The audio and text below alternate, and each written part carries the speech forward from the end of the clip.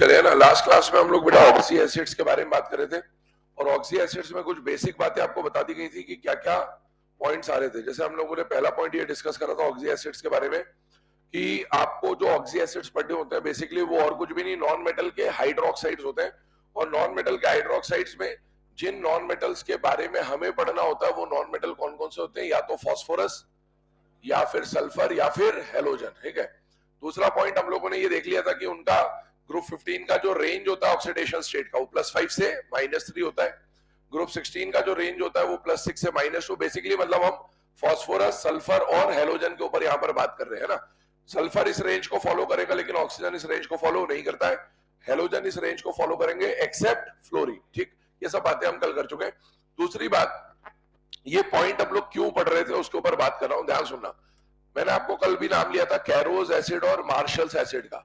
जैसे मान लीजिए आपके सामने एक फॉर्मूला दे दिया जाए H2SO5, ये फॉर्मूला जो है ये कैरोज एसिड का फॉर्मूला है। किसका फॉर्मूला है? कैरोज एसिड। ठीक है, अभी लिखना नहीं है, अभी बस समझ लीजिए बात को।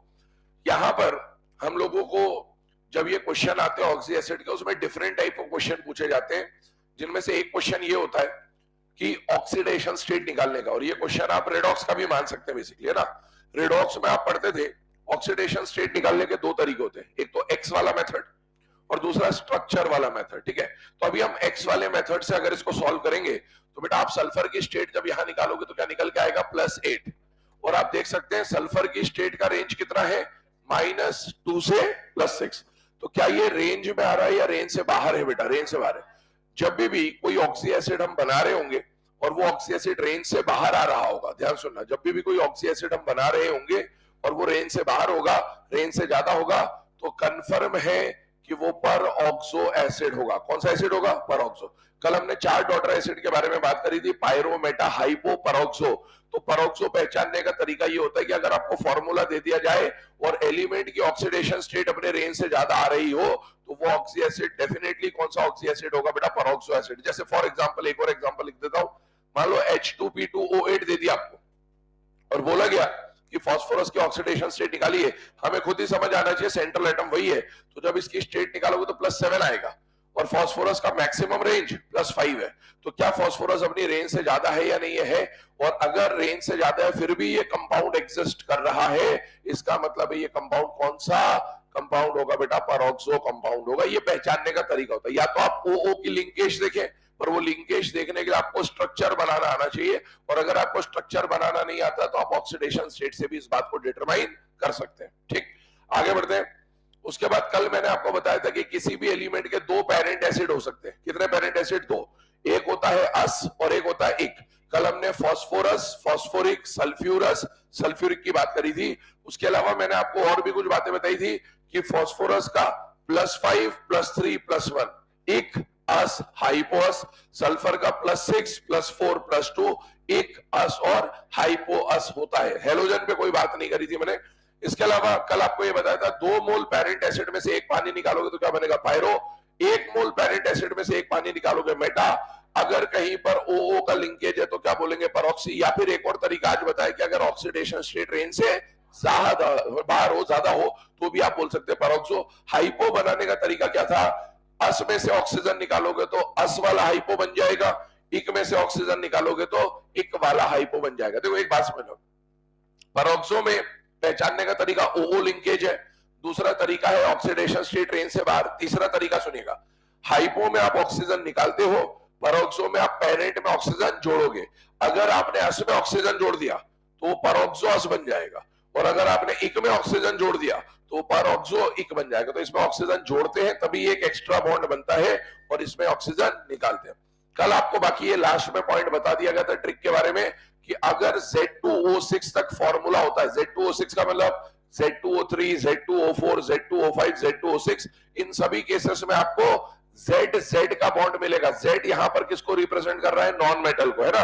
अगर ये P2O6 हुआ तो PP का बॉन्ड मिलेगा, S2O6 हुआ तो SS का बॉन्ड मिलेगा। इस तरह की बात कर रहे हैं। अगर Z2O7 हुआ तो एक ऑक्सीजन जो बड़ा है वो दोनों के बीच में आएगा, मतलब ZOZ का बॉन्ड मिल जाएगा। और अगर Z2O8 हुआ तो ZOOZ का बॉन्ड मिल जाएगा। और ये जो OO वाला बॉन्ड है इसी को हम लोग क्या बोलेंगे बेटा? पर ऑक्सी लिंकेज। तो ये हमने कल डिस्कशन कर लिया था। अब इसके आगे की कहानी समझते हैं। सबसे पहले बेटे हम लोग स्टार्ट करेंगे किसके ऑक्सी एसिड से? फास्फोरस। हम लोग फास्फोरस के दो पेरेंट एसिड जानते हैं, एक होता है फास्फोरिक एसिड, एक होता है फास्फोरस एसिड। तो we will start with phosphoric, और उस फास्फोरिक के हम लोग डेरिवेटिव्स बनाएंगे। डेरिवेटिव मतलब पायरो, मेटा, हाइपो, परऑक्सो जो भी बनते होंगे। ऐसा नहीं कि हर किसी के चारों डेरिवेटिव बनते, किसी के 3 बनते, किसी के 2 बनते, बट हाँ जिसका जो भी डेरिवेटिव बनता होगा हम वो डेरिवेटिव पढ़ रहे होंगे, या फिर एनसीईआरटी में जिसका जो जो डेरिवेटिव हमें दिया है हम वो पढ़ रहे होंगे, बेसिकली ऐसा कहना चाहिए। दूसरी बात, डेरिवेटिव बनाने से पहले हमें डेरिवेटिव की कहानी याद होनी चाहिए, रटी हुई होनी चाहिए। पायरो बनाने का तरीका क्या होता है? 2 मोल में से 1 पानी निकालोगे, क्या बनेगा? पायरो। 1 मोल में से 1 पानी निकालोगे, क्या बनेगा? मेटा। Meta, pyro, Meta.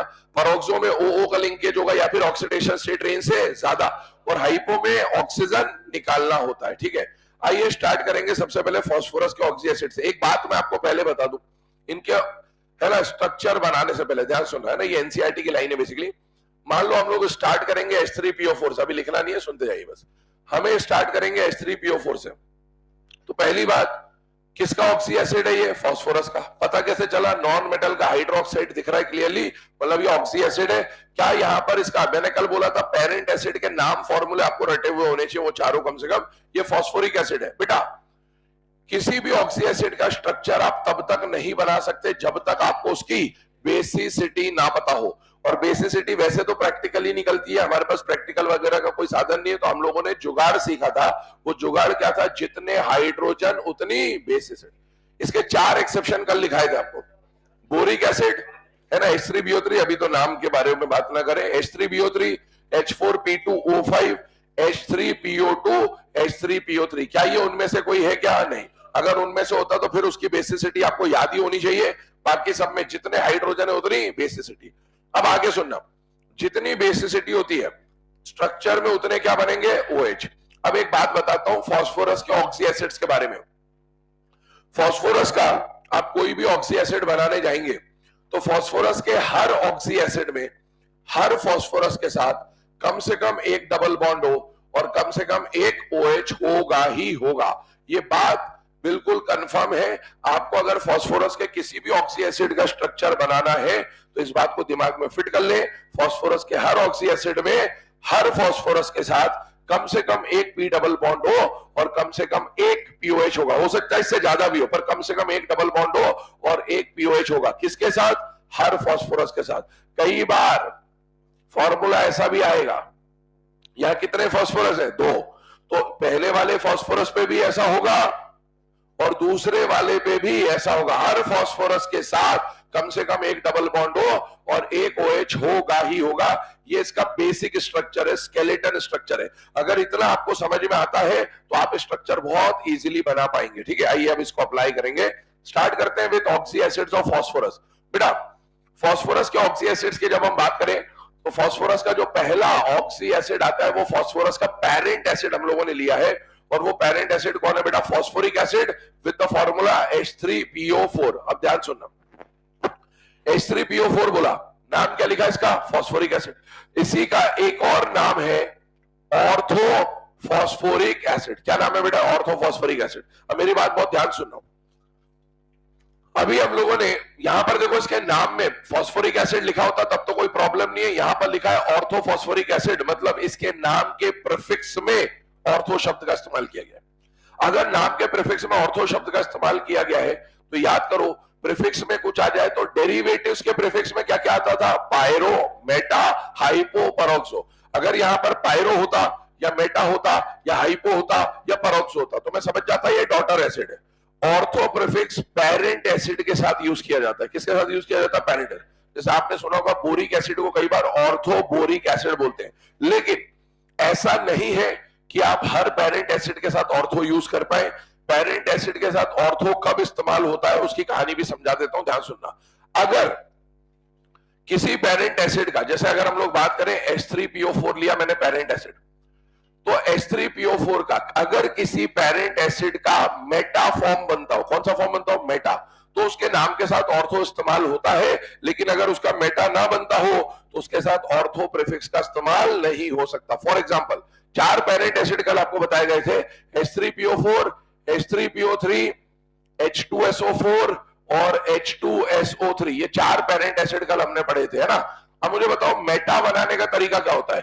एक मोल पेरेंट एसिड में से एक पानी निकाल देना है, इसमें से आप वाटर निकालो, इसमें से आप वाटर निकालो, इसमें से आप एक वाटर निकाल दो, इसमें से आप एक वाटर निकाल दो, यहां जो बचेगा वो बचेगा HPO3, यहां बचेगा HPO2, यहां बचेगा SO3, यहां बचेगा SO2। मुझे बताओ ये ऑक्सी एसिड है या ऑक्साइड है? ये ऑक्सी एसिड है या ऑक्साइड है? अगर किसी पेरेंट एसिड का मेटा एसिड बनता, अगर किसी पेरेंट एसिड का मेटा एसिड बनता, एसिड तो तब बनता ना जब ऑक्सी एसिड होता, अगर किसी पेरेंट एसिड का मेटा फॉर्म एग्जिस्ट करता है तो उनके साथ, ये ऑक्सी एसिड है या नहीं है हाइड्रोक्साइड है, ये भी हाइड्रोक्साइड है, नॉन मेटल का, तो ये क्या, ये फॉस्फोरिक एसिड है तो ये मेटा फॉस्फोरिक एसिड है, ये फास्फोरस एसिड है तो ये मेटा फास्फोरस एसिड है। अगर किसी पेरेंट एसिड का मेटा एसिड बनता हो तो उनके नाम के साथ आप ऑर्थो प्रीफिक्स इस्तेमाल कर सकते हैं, लेकिन अगर किसी पेरेंट एसिड का मेटा नहीं बनता है तो उनके साथ हम ऑर्थो प्रीफिक्स का इस्तेमाल नहीं कर सकते हैं। इसका एक और सीधा सा तरीका है, आपको 3 हाइड्रोजन देख लेने, अगर पेरेंट एसिड में हाइड्रोजन 2 या 2 से कम हो उसका मेटा कभी नहीं बनेगा, क्योंकि 2 या 2 से कम में जब वाटर निकालोगे तो हाइड्रोजन खत्म हो जाएंगे। अगर पेरेंट एसिड में कम से कम 3 या 3 से ज्यादा हाइड्रोजन है तो वाटर निकालने के बाद भी उधर हाइड्रोजन बचेगा, और अगर हाइड्रोजन बचेगा तो वो एसिड बनेगा बेसिकली। और इसीलिए वो पेरेंट एसिड जिनके पास 3 या 3 से ज्यादा हाइड्रोजन होते हैं उनके नाम के साथ आप ऑर्थो यूज कर सकते हैं। अगर 3 से कम है तो आप उनके साथ ऑर्थो इस्तेमाल नहीं कर सकते। जैसे बोरिक एसिड का फॉर्मूला क्या है, H3PO3, क्या इसमें से वाटर निकालोगे तब भी हाइड्रोजन बच जाएगा? यस, मतलब इसका मेटाफॉर्म बनेगा, और इसीलिए आप इसके नाम के साथ ऑर्थो प्रीफिक्स का इस्तेमाल कर सकते हैं। मुझे बताइए नाइट्रिक एसिड का फॉर्मूला क्या है, HNO3, क्या इसके नाम के साथ ऑर्थो इस्तेमाल कर सकते हैं? नहीं कर सकते। तो स्टेटमेंट ये वाला बोल दे रहा हूं, लिख लेना कहीं पर भी अलग से। ऑर्थो प्रीफिक्स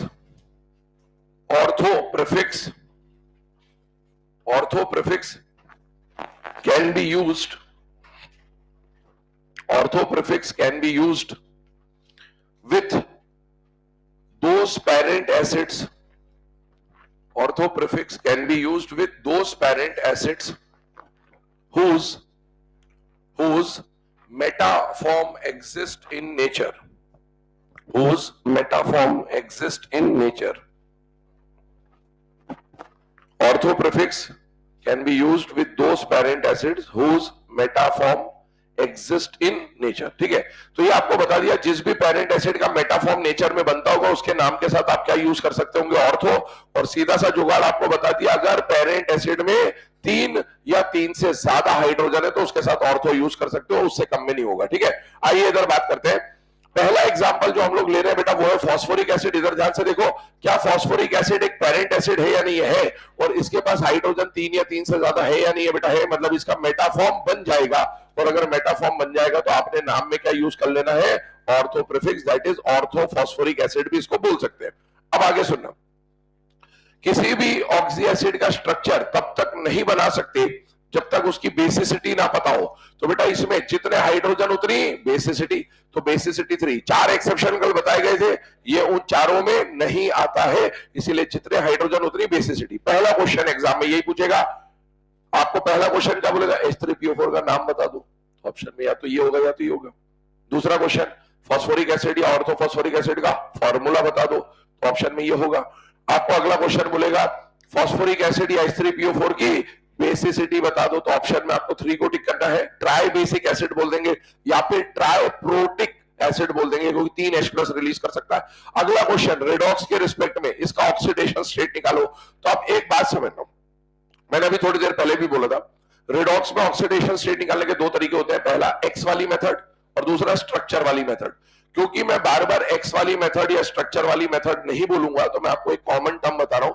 अगर मैं बोलूं कि इंडिविजुअल, एक होता है एवरेज ऑक्सीडेशन स्टेट और एक होता है individual oxidation state. Average oxidation state कहने का मतलब है मैं एक्स वाली मेथड की बात कर रहा हूं, और इंडिविजुअल की बात करूं मतलब मैं स्ट्रक्चर वाली बात कर रहा हूं। तो मुझे बताइए इसका एवरेज ऑक्सीडेशन स्टेट क्या है, एक्स वाली मेथड से कितना आ रहा है, +5। क्या ये रेंज में है या रेंज से ज्यादा है? रेंज में है। फास्फोरस की रेंज +5 से -3 होती है। अगर ये रेंज से ज्यादा होता तो क्या ये परऑक्सी एसिड होता बेटा? यस। तो अभी ये रेंज में है, कोई प्रॉब्लम नहीं। अभी स्ट्रक्चर पे आते हैं, ध्यान सुनना। अभी थोड़ी देर पहले मैंने आपको एक की पॉइंट बताया, फास्फोरस के किसी भी ऑक्सी एसिड में हर फास्फोरस के साथ एक डबल बॉन्ड O और एक OH तो होगा ही होगा। ये तो मैंने बिना कुछ सोचे समझे बना दिया, हर फास्फोरस में आप ऐसा बना सकते हो। लेकिन अब आगे का स्ट्रक्चर बनाना है। बताओ बेसिसिटी कितनी है? 3 बेसिसिटी का मतलब है फास्फोरस से 3 OH जुड़े हुए होंगे। अभी कितना OH जोड़ा है अपन ने? 1। अगर 2 और OH जोड़ दूं तो बेटा एक OH यहां ज्वाइन कर दिया, एक OH यहां ज्वाइन कर दीजिए। मुझे बताइए ये स्ट्रक्चर बनते ही क्या पूरा का पूरा एटम इस स्ट्रक्चर में आ गया कि नहीं आ गया? बेटा आ गया। 3 हाइड्रोजन आ गए, एक फास्फोरस आ गया और 4 ऑक्सीजन आ गए। This is the structure of H3PO4। आगे की बात सुनिए। हमने अभी ऑक्सीडेशन स्टेट X वाली मेथड से निकाला। स्ट्रक्चर से ऑक्सीडेशन स्टेट कैसे निकालते हैं आई होप सबको आता होगा, बट फिर भी एक बार बता दे रहा हूं। हमें फास्फोरस की स्टेट निकालनी है। अगर सिंगल बॉन्ड होता है तो +1 -1 आता है। अगर डबल बॉन्ड होता है तो +2 -2 आता है। अगर ट्रिपल बॉन्ड होता है तो +3 -3 आता है। प्लस उस पे आएगा जिसका En कम है, माइनस उस पे आएगा जिसका En ज्यादा है। मुझे बताइए फास्फोरस और ऑक्सीजन में से मोर इलेक्ट्रोनेगेटिव कौन है? ऑक्सीजन। और सिंगल बॉन्ड है तो इस पे -1 और इस पे +1। तो यहां से इसको कितना मिलेगा? +1। यहां से इसको मिलेगा +2, यहां से इसको मिलेगा +1 और यहां भी सिंगल बॉन्ड है तो क्या मिलेगा? +1। इसको टोटल अगर मैं कर दूं तो क्या +5 आ रहा है? यस। इसका मतलब है एक्स वाली मेथड से और स्ट्रक्चर वाली मेथड से एवरेज ऑक्सीडेशन स्टेट और इंडिविजुअल ऑक्सीडेशन स्टेट इस केस में बराबर आ रही है। लेकिन ऐसा जरूरी नहीं है कि एक्स वाली मेथड और स्ट्रक्चर वाली मेथड से ऑक्सीडेशन स्टेट हमेशा बराबर आए, पर यहां पर आ रहा है। लेकिन हर जगह बराबर हो ये जरूरी नहीं है। आगे सुनिएगा, कब नहीं होगी वो आ जाएगा आपके सामने ऑटोमेटिकली। अगली बात आपसे क्या पूछेगा? स्ट्रक्चर देखकर आपको कुछ आंसर देने। बताइए क्या स्ट्रक्चर में कोई पीएच बॉन्ड है क्या? 0।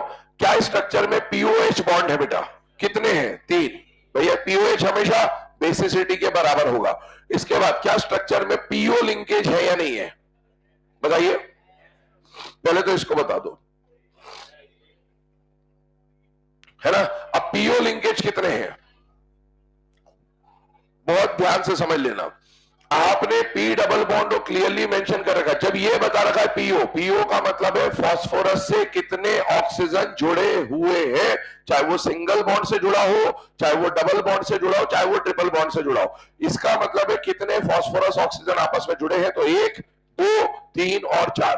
अगर उसको डबल बॉन्ड पूछना होगा तो वो ऐसे पूछेगा। इसका मतलब सिंगल बॉन्ड ट्रीट मत करना, वो लिख के अगर the number of single bonded PO linkage तो आप 3 आंसर दोगे। इसका मतलब होता है कितने फास्फोरस और ऑक्सीजन आपस में जुड़े हुए हैं। देखो एक बात समझो, अगर मुझे आपसे पूछना है एग्जाम में how many oxygen are connected to phosphorus, तो इसका मतलब है कि मुझे या तो पूरा स्टेटमेंट लिखना होगा, और अगर एग्जाम में उसको शॉर्टकट में पूछना है कि फास्फोरस से कितने ऑक्सीजन जुड़े हुए, तो भैया उसको जोड़ने के लिए कम से कम ऐसा तो दिखाना पड़ेगा कि कितने फास्फोरस और ऑक्सीजन आपस में बॉन्डेड है। इसका मतलब सिंगल बॉन्ड ट्रीट मत करना अनटिल एंड अनलेस वो सिंगल बॉन्ड लिख के दे। अगर ऐसा लिखा है मतलब वो ये चाह रहा है कि कितने फास्फोरस और ऑक्सीजन आपस में बॉन्डेड है, चाहे वो सिंगल बॉन्ड वाला हो चाहे वो डबल बॉन्ड वाला हो। और इसीलिए आंसर कितना आता है बेटा? 4। तो इस बात का विशेष ध्यान रखें कि इस रिप्रेजेंटेशन का मतलब क्या होता है। चलिए अब आगे बढ़ते हैं। फास्फोरस के इस पेरेंट एसिड के बाद सेकंड एसिड की तरफ चलते हैं, और सेकंड एसिड जो हमें बनाना है वो कौन है बेटा? Pyrophosphoric acid. ठीक, एक बात बताओ, अगर पेरेंट एसिड के नाम के साथ पायरो शब्द आ गया, इसका मतलब है ये पेरेंट एसिड है या डॉटर एसिड है? डॉटर। पायरो मेटा हाइपो परोक्सो आते ही समझ में आ जाना चाहिए डॉटर एसिड है। इस पायरो एसिड को बनाने का तरीका क्या होता था बेटा? 2 मोल पेरेंट एसिड में से 1 पानी निकालना। मुझे बताओ पेरेंट एसिड का नाम यहां लिखा हुआ है, कौन सा पेरेंट एसिड है? फास्फोरिक। फास्फोरिक का फॉर्मूला H3PO4। 2 मोल पेरेंट एसिड में से 1 पानी निकाल देंगे तो हमें मिल जाएगा उसका पायरो डेरिवेटिव। बेटा इसको जब आप सॉल्व करोगे तो आपको मिलेगा H4P2O7। तो यहां पर इसका फॉर्मूला आएगा H4P2O7। मुझे बताइए क्या जो कल 4 एक्सेप्शन बताए गए थे उसमें ये है या नहीं है बेटा? नहीं है। इसका मतलब है इसकी बेसिसिटी अगर आपको पहचाननी है तो जितने हाइड्रोजन उतनी बेसिसिटी। इसकी बेसिसिटी 4 है। आगे की बात सुनिए, इसमें आपको पहला क्वेश्चन बोलेगा फास्फोरस की ऑक्सीडेशन स्टेट निकालना है। तो पहले हम लोग एवरेज ऑक्सीडेशन स्टेट निकाल रहे हैं, दैट इज एक्स वाली मेथड से। आप यहां पर फास्फोरस की स्टेट निकालेंगे, +5 आएगा। चेक कर लो आराम से, इत्मीनान से। बेटा ऑक्सीजन 7 है तो -14, 4 हट गया, 10 बचेगा, 10 को 2 से डिवाइड किया, 5 आ जाएगा। क्या ये ऑक्सीडेशन स्टेट रेंज में है या नहीं है? बेटा है। अगर रेंज में है, इसका मतलब है कि यहां पर कोई प्रॉब्लम नहीं। अगर रेंज से ज्यादा होता तो ये परऑक्सी एसिड होता, बट ये परऑक्सी नहीं, ये तो पायरो एसिड है। अगला पॉइंट सुनिए, स्ट्रक्चर बनाना है। ध्यान से देख के बताइएगा, क्या इसके फॉर्मूले में आपको Z2O7 वाला फील आ रहा है कि नहीं आ रहा है? बेटा आ रहा है। और Z2O7 में हमने कल पढ़ा था ZOZ का बॉन्ड होगा। कौन सा बॉन्ड होगा? पर अभी मैं डायरेक्ट ZOZ नहीं बना रहा हूं, मैं पहले आपको कंडीशन एक बार समझा देता हूं होता क्या है। ध्यान सुना बेटा, 2 मोल पेरेंट एसिड लिया था, तो पहले इस पेरेंट एसिड का स्ट्रक्चर बनाते हैं H3PO4 का। ये H3PO4 का 1 मोल हो गया है ना। और यहां पर अगर हम बना दें इसको, तो ये OH, phosphorus, double bond O, OH और OH, ये H3PO4 का दूसरा स्ट्रक्चर हो गया। याद करो, 2 मोल पेरेंट एसिड में से क्या निकालना है? 1 वाटर। तो बेटा एक का, किसी एक का H और किसी एक का OH, मान लो इसका H और इसका OH ले लिया, या इसका H और इसका OH लिया होता, ये वाटर हट जाता। ये वाटर हटते ही मुझे बताओ इनका जो बॉन्डिंग होगा वो POP हो जाएगा। अब देखो ये POP का बॉन्ड बच गया, POP का बॉन्ड बच गया। यहां पर क्या आएगा? डबल बॉन्ड हो। यहां पर क्या आएगा? डबल बॉन्ड हो। यहां पर आएगा OH, OH, OH और OH। ये स्ट्रक्चर बन के आता है किसका? H4P2O7 का। अब इसी को हम लोग हमारे मेथड से बनाए, जो कि मैंने ZOZ का लिंकेज बोला, उससे बनवाता हूं। ये तो अपन ने डायरेक्ट बना लिया, ठीक है ना, इसको देखकर। अब देखो, इतना टाइम एग्जाम में होगा नहीं कि आप इस तरह से सॉल्व कर रहे होंगे, तो इसीलिए शॉर्टकट मेथड पे चले। क्या ये Z2O7 दिख रहा है कि नहीं दिख रहा है? बेटा दिख रहा है। Z2O7 का मतलब कौन सा बॉन्ड होगा? ZOZ का बॉन्ड होगा, ये बना लिया। फास्फोरस के हर ऑक्सी एसिड में हर फास्फोरस के साथ कम से कम एक डबल बॉन्ड हो, हर फास्फोरस के साथ कम से कम एक डबल बॉन्ड हो, और एक OH होगा ही होगा। अब मुझे बताओ इसकी बेसिसिटी कितनी है? 4। और अभी OH लगाए कितने हैं? 2। 2 OH बचे हुए, क्योंकि 2 फास्फोरस है, सिमेट्रिकली डिवाइड करने की कोशिश करें हमेशा। एक OH इधर और एक OH इधर। आपका स्ट्रक्चर तैयार हो चुका है। आप काउंट कर ले, 4 हाइड्रोजन है, 2 फास्फोरस है और 7 ऑक्सीजन है। अगला पॉइंट सुनिएगा, अभी हमने जो इसकी ऑक्सीडेशन स्टेट निकाली एक्स वाली मेथड से, वो +5 आया। पर अब मैं ऑक्सीडेशन स्टेट एक्स वाली मेथड से ना सॉल्व करके स्ट्रक्चर से सॉल्व करना चाहता हूं। अगर मैं इसको फास्फोरस 1 बोल रहा हूं और इसको फास्फोरस 2 बोल रहा हूं, तो बेटा इस फास्फोरस की इंडिविजुअल स्टेट निकालते हैं। यहां से फास्फोरस को कितना मिलेगा? बेटा +1। यहां से मिलेगा +1, +1 एंड +2, टोटल कितना आ गया? +5। और सिमिलरली इसको भी जब आप निकालोगे तो +5। ध्यान सुनना, क्वेश्चन पुट अप कर रहा हूं आपके सामने। The individual oxidation state of first phosphorus and second phosphorus are +5 and their average oxidation state is also +5. yes, actual में इन दोनों का जब आप एवरेज निकालोगे 5 + 5/2 वो उसके बराबर आना चाहिए। इंडिविजुअल और एवरेज बराबर हो ये जरूरी नहीं है। फिर से बोल रहा हूं, ध्यान सुनना। मान लो इसके ऊपर स्टेट +6 होता, जो कि हो नहीं सकता, इसका रेंज नहीं है, बट हाँ ऐसी आगे कंडीशंस आएंगी।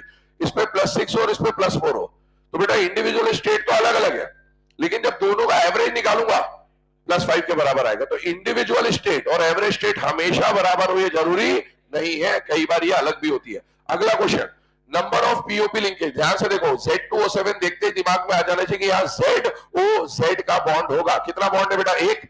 POH लिंकेज, बेसिसिटी कितनी है? 4, तो POH बॉन्ड 4 हो जाएंगे। P double bond O bond कितने हैं बेटा? 2। और PO लिंकेज अगर आप काउंट करें तो 4 इससे और 4 इससे, टोटल 8। नोट डाउन करें इसे।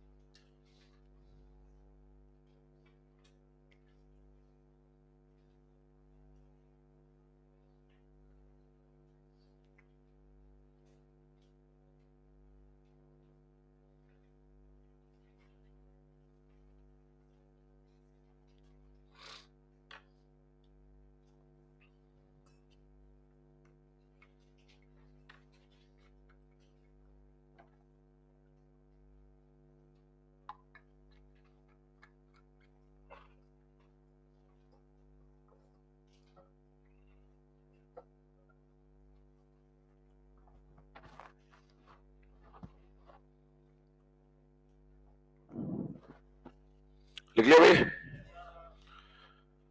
चलिए ना आगे बढ़ते हैं। इन दो क्वेश्चंस के बाद थर्ड केस की तरफ मूव कर रहे हैं और थर्ड केस क्या रहा, अभी देखो हमने फॉस्फोरिक एसिड का पायरो फॉर्म बनाया। अब पायरो के बाद अगला जो फॉर्म हमें बनाना है वो कौन सा फॉर्म आता है बेटा, मेटा। मेटा बनाने का तरीका क्या था, याद करिए, 1 मोल पेरेंट एसिड में से एक पानी निकालना है। क्या इसके पेरेंट एसिड जो फॉस्फोरिक एसिड था उसके नाम के साथ हमने ऑर्थो लिखा था, यस। अगर किसी पेरेंट एसिड के नाम के साथ ऑर्थो लिखा है मतलब उसका मेटा फॉर्म नेचर में एग्जिस्ट करता होगा। देखो पेरेंट एसिड है फॉस्फोरिक एसिड और फॉस्फोरिक एसिड का मेटा बनाना है तो बेटा फॉस्फोरिक एसिड का फॉर्मूला होता है H3PO4 और 1 मोल पेरेंट एसिड में से अगर आप एक पानी निकाल दोगे तो जो बचा हुआ फॉर्म आ जाएगा वो क्या कहलाएगा बेटा, मेटा फॉर्म। आप देखें इसका फॉर्मूला बन के आ रहा है HPO3 और ये अपने आप में एक ऑक्सी एसिड है तो बेटा ये मेटा फॉस्फोरिक एसिड कहलाएगा। पहली बात, किसी भी ऑक्सी एसिड का स्ट्रक्चर बनाने के लिए क्या चाहिए बेटा, उसकी बेसिसिटी, जितने हाइड्रोजन उतनी बेसिसिटी, क्योंकि ये उन एक्सेप्शंस में नहीं आता है। अगली बात, ऑक्सीडेशन स्टेट निकालना है एक्स वाली मेथड से, बेटा इसका ऑक्सीडेशन स्टेट निकालेंगे तो +5 आ जाएगा जो कि इसके रेंज में है। अगली बात, किसी भी ऑक्सी एसिड का स्ट्रक्चर बनाना है अगर फास्फोरस का है तो फास्फोरस के हर ऑक्सी एसिड में एक P डबल बॉन्ड O और एक POH होगा ही होगा। अब एक बात देखो, जैसे ही अपन ने ये बनाया, अब देखो यहां पर एक हाइड्रोजन था, एक आ गया, एक फास्फोरस था, एक आ गया, ऑक्सीजन कितने थे, 3, कितने ऑक्सीजन आए, 2। अब जब P डबल बॉन्ड और OH आपने लगा दिया उसके बाद या तो कभी कभार हाइड्रोजन बचेगा या कभी कभार ऑक्सीजन बचेगा, क्योंकि ऑक्सी एसिड हाइड्रोक्साइड में या तो ऑक्सीजन बचता है या हाइड्रोजन बचता है। जो भी बचेगा उसको सेंट्रल एटम से ज्वाइन करना है। मुझे बताओ, ऑक्सीजन अगर सेंट्रल एटम से ज्वाइन होगा तो डबल बॉन्ड के फॉर्म में ज्वाइन होगा, अगर हाइड्रोजन ज्वाइन होता तो सिंगल बॉन्ड के फॉर्म में ज्वाइन होता। अब अगर आप इसका यहां से ऑक्सीडेशन स्टेट निकाले तो +2 +2 +1 कितना आ रहा है बेटा, +5। क्या यहां पर एवरेज स्टेट और इंडिविजुअल स्टेट बराबर है या नहीं है बेटा, है, लेकिन ये हमेशा बराबर हो जरूरी नहीं है। दूसरी बात, number of PH linkage 0, number of PO linkage कितने हो गए, 3, and number of pOH linkage कितने हो गए, 1। एक बात और यहां पर थोड़ा ध्यान से समझना है, इसका एक डेरिवेटिव बनाएंगे हम लोग अलग से। इधर सुनना, इसमें आपको क्या 2 पाई बॉन्ड दिख रहे हैं कि नहीं दिख रहे बेटा, दिख रहे हैं। केमिकल बॉन्डिंग में हमने पाई बॉन्ड निकालने सीखे थे कि अगर 2 पाई बॉन्ड है, 1 पाई बॉन्ड है तो कितने पी पाई है, कितने पी पाई डी पाई है, वो सब निकालना हमने सीखा हुआ है। मुझे बताइए इसके जो 2 पाई बॉन्ड है उनमें से पहला पाई बॉन्ड मान लो मैं इसको मान लेता हूं, दूसरा पाई बॉन्ड इसको मान लेता हूं, तो पहला पाई बॉन्ड, मुझे बताओ फास्फोरस की हाइब्रिडाइजेशन यहां क्या है, sp2, 3 sigma 0 lone pair sp2, और sp2 का मतलब है एक पी अभी फास्फोरस के पास बचा हुआ है। तो बेटा ये वाला जो पाई बॉन्ड होगा वो कौन सा होगा, पी पाई, और ये वाला पाई बॉन्ड कौन सा होगा, डी पाई पी पाई। ये बात हमको समझ में आती है। दोनों में फास्फोरस और ऑक्सीजन का शेल नंबर तो बराबर ही होगा। पाई बॉन्ड की स्ट्रेंथ पे जा रहा हूं, 2p पाई 3d पाई वो सब पढ़ा था हमने। बेटा अगर बॉन्ड की स्ट्रेंथ बनानी है तो बेटा ये 3 है, ये 2 है, ये 3 है, ये 2 है, शेल नंबर तो दोनों में सेम है। अगर किसी का शेल नंबर ज्यादा होता तो बॉन्ड की स्ट्रेंथ कम होती, बट शेल नंबर सेम है। शेल नंबर सेम हो जाने के बाद याद करिए, एक जगह पीपी ओवरलैपिंग है और एक जगह पीडी ओवरलैपिंग है। क्या डी वाला बेंड थोड़ा सा टिल्टेड ओवरलैप करता था या, तो इसका मतलब है ये वाला बॉन्ड स्ट्रॉन्ग है और ये वाला बॉन्ड वीक है। तो जो स्ट्रॉन्ग बॉन्ड है वो तो एग्जिस्ट कर जाएगा, लेकिन जो वीक वाला बॉन्ड है वो टूट जाएगा। इसका मतलब क्या होगा कि यहां पर ये जो स्ट्रक्चर आपने बनाया ये सिर्फ दिखाने के लिए है। आगे जाकर क्या होता है कि ये जो एक डबल बॉन्ड ओ है ना, जो पाई, ये वाला पाई बॉन्ड होगा वो तो एग्जिस्ट कर जाएगा, लेकिन दूसरा वाला जो पाई बॉन्ड होगा वो टूट जाएगा। अगर इसका एक पाई बॉन्ड तोड़ दिया तो बेटा ऑक्सीजन की एक वैलेंसी खाली हो जाएगी और फास्फोरस की भी एक वैलेंसी खाली हो जाएगी। और इसी वजह से जब अगर इसकी वैलेंसी खाली हो गई तो SiO2 जैसा इमेजिन करो, सिलिकॉन ऑक्सीजन एक वैलेंसी खाली हो गई तो ये मोनोमर के फॉर्म में एक्सिस्ट करेगा या पॉलीमेराइज हो जाएगा बेटा, पॉलीमेराइज होगा। इसीलिए ये जो मेटाफॉस्फोरिक एसिड है ये आगे जाके अपने डाइमर ट्राइमर पॉलीमर का फॉर्मेशन कर सकता है। तो आगे ध्यान से सुनना, ये सब है ना बस आपको एडिशनल इंफॉर्मेशन दी है, यहां पर मैं बात लिख रहा हूं। It generally exists in dimeric, trimeric और पॉलीमेरिक फॉर्म।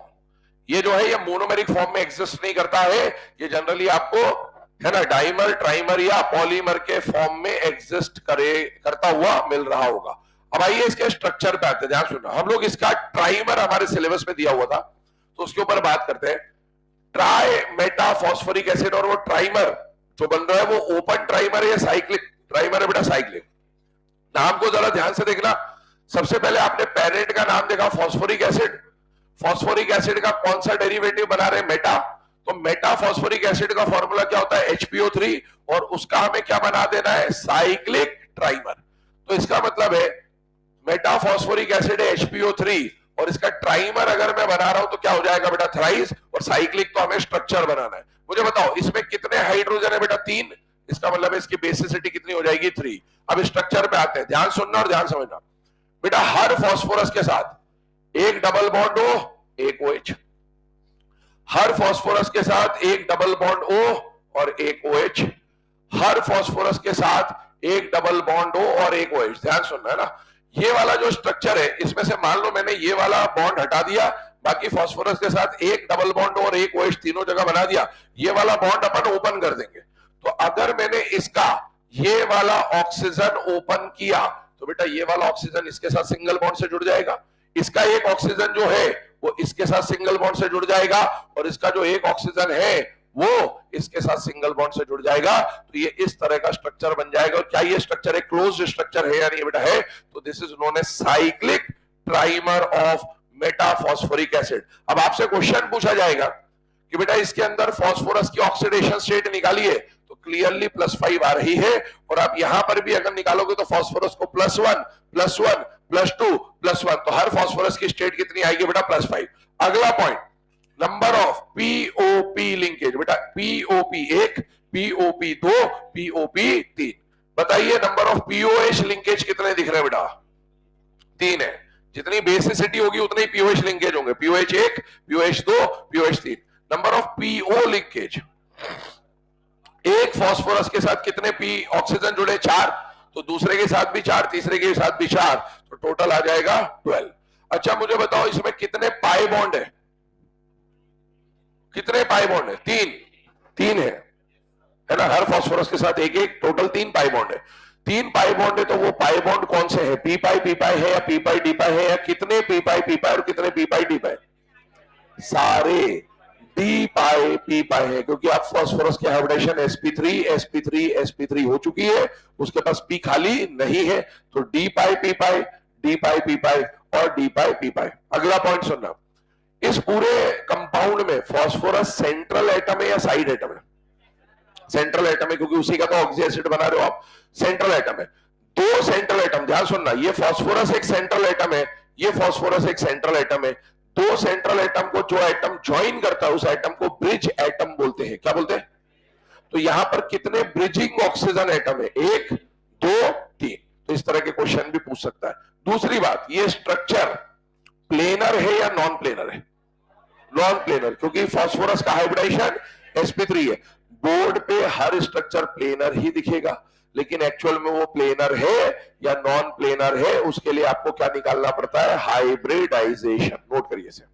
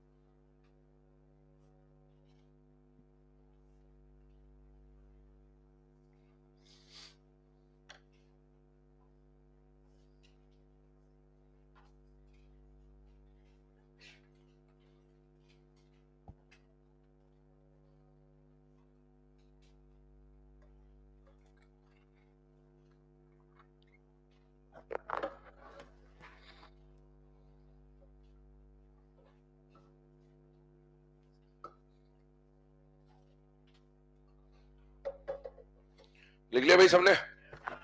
चलिए, अब ये जो कंडीशन बेटा हम लोगों ने देखी है, यहां पर हम लोगों ने बोला कि ये जनरली मोनोमर के फॉर्म में एग्जिस्ट नहीं करेगा, ये डाइमर या ट्राइमर बना रहा होगा, और इसका एक साइक्लिक ट्राइमेटा फॉस्फोरिक एसिड हमारे सिलेबस में था, तो वो हमने डिस्कस करा। ध्यान रखना, जो एटम दो सेंट्रल एटम को ज्वाइन करता है उसे क्या बोलते हैं बेटा? Bridge atom. तो यहां पर अगर आपसे पूछा जाए number of bridging oxygen atom, तो आंसर विल बी 3, है ना, ये बता दिया मैंने आपको। अब आगे बढ़ते हैं इसके बाद अगले पॉइंट की तरफ। बेटा अभी हम लोगों ने फास्फोरस का पेरेंट एसिड पढ़ा, फास्फोरिक एसिड, उसका हमने पहले पायरोफॉर्म बनाया, फिर उसका मेटाफॉर्म बनाया। पायरो मेटा, उसके अलावा क्या आता है? Hypo and peroxo. इसका परोक्सो हमारे सिलेबस में है नहीं, तो हम लोग इसके हाइपो पे बात करते हैं। हाइपो बनाने का तरीका आपको क्या बोला था? हाइपो बनाने के लिए ऑक्सीजन जोड़ना है या हटाना है बेटा? हटाना है। ध्यान से सुनना, ये वाला जो केस है ये कुछ एक्सेप्शनल केस है।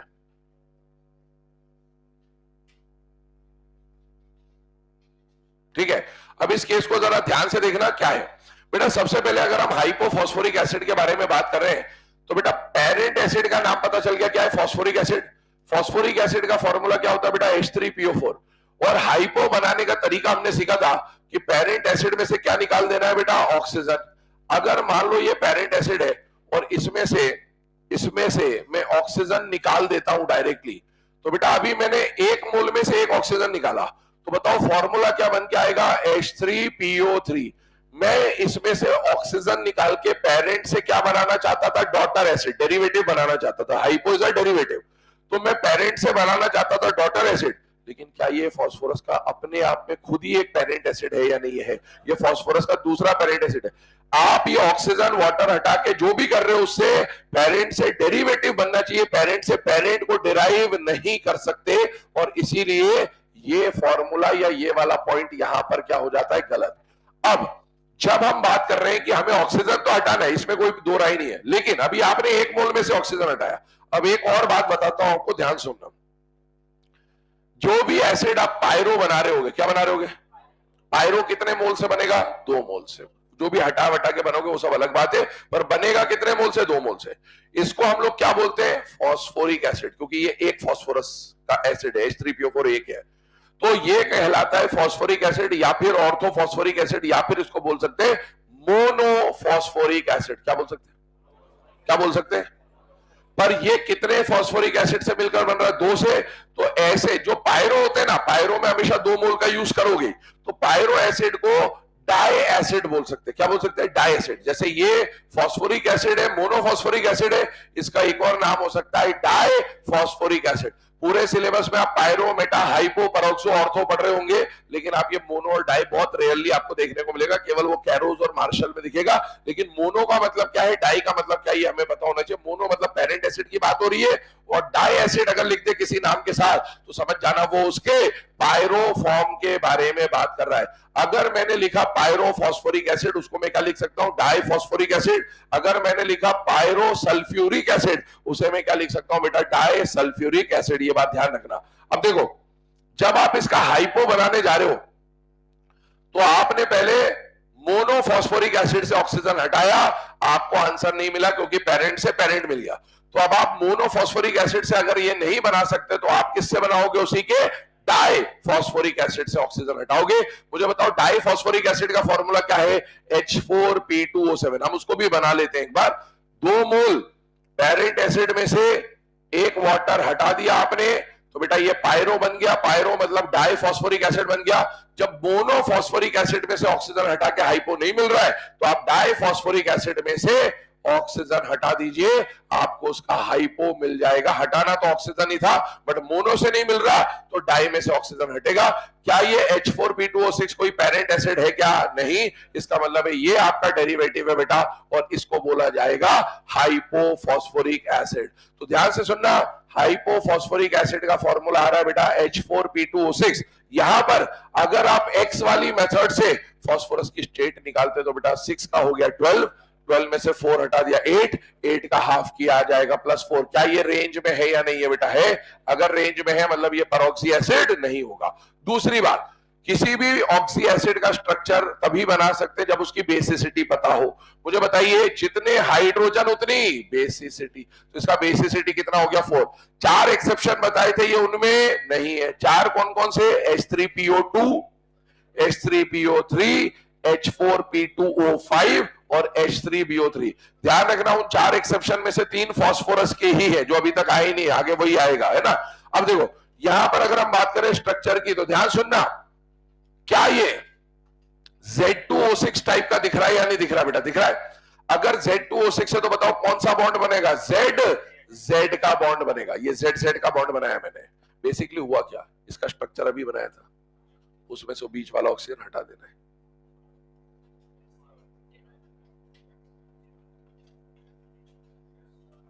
ठीक है, अब इधर देखो, पर अपन डायरेक्टली बनाए, Z2O6 है, ZZ का बॉन्ड बनाया, फास्फोरस के हर ऑक्सी एसिड में, क्या हर फास्फोरस के साथ एक डबल बॉन्ड O और एक OH होगा या नहीं होगा बेटा? होगा।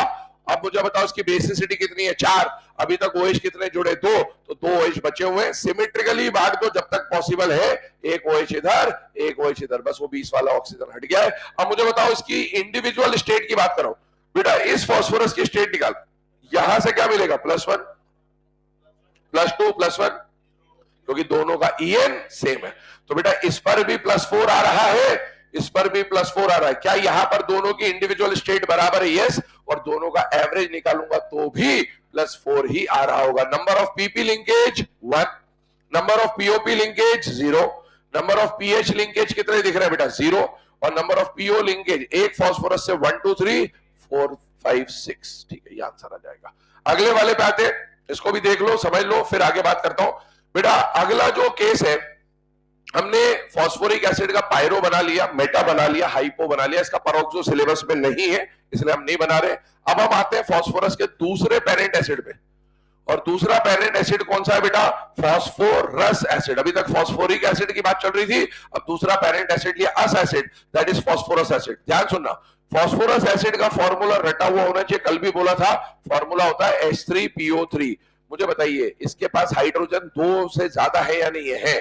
तो इसका मेटा बन जाएगा कि नहीं बन जाएगा? बन जाएगा। अगर किसी का मेटा बनता है तो उस पेरेंट एसिड के नाम के साथ क्या लगा सकते हैं? ऑर्थो। और इसका एक और नाम है फॉस्फोनिक एसिड। क्या नाम है? ध्यान रखना है ना, ये नाम है फॉस्फोनिक और फॉस्फिनिक एसिड। तो इसका नाम है फॉस्फोनिक एसिड। पहली बात, आपको बोला इसका ऑक्सीडेशन स्टेट निकालो, तो ऑक्सीडेशन स्टेट एक्स वाली मेथड से कितना आ जाएगा बेटा? +3 रेंज में है या नहीं है बेटा? है। इसका मतलब है इसमें कोई परऑक्सी एसिड अभी तक नहीं है। दूसरी बात, किसी भी ऑक्सी एसिड का स्ट्रक्चर बनाने के लिए उसकी बेसिसिटी पता होनी चाहिए। 4 एक्सेप्शन में ये आता है या नहीं आता है? आता है। इसका मतलब है इसकी बेसिसिटी 3 होगी या 2 होगी? 2। ये आपको याद होना चाहिए।